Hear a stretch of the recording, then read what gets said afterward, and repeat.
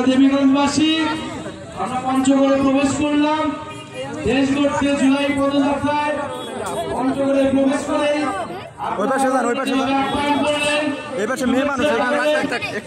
আমরা আন্তরিকভাবে জাতীয় নাগরিক পার্টির পক্ষ থেকে আপনাদের প্রতি ধন্যবাদ জানাচ্ছি। প্রিয় সংগ্রামী বন্ধুগণ, জুলাই গণঅভ্যুত্থান থেকে জাতীয় নাগরিক পার্টি আমরা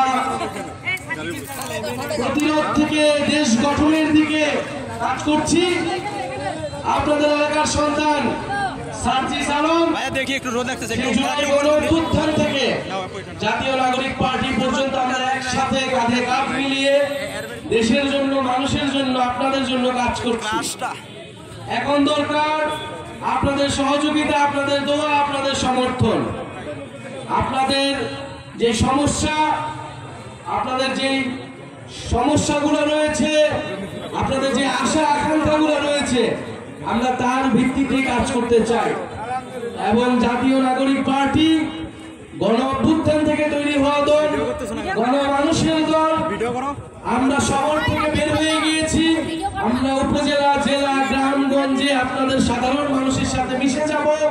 আপনাদের মনের কথা, আপনাদের দুঃখ দুর্দশার কথাই নিয়ে আমরা আমাদের ইস্তিহার তৈরি করব এবং আগামীর বাংলাদেশ সেইভাবে আমরা পুনর্গঠন করব।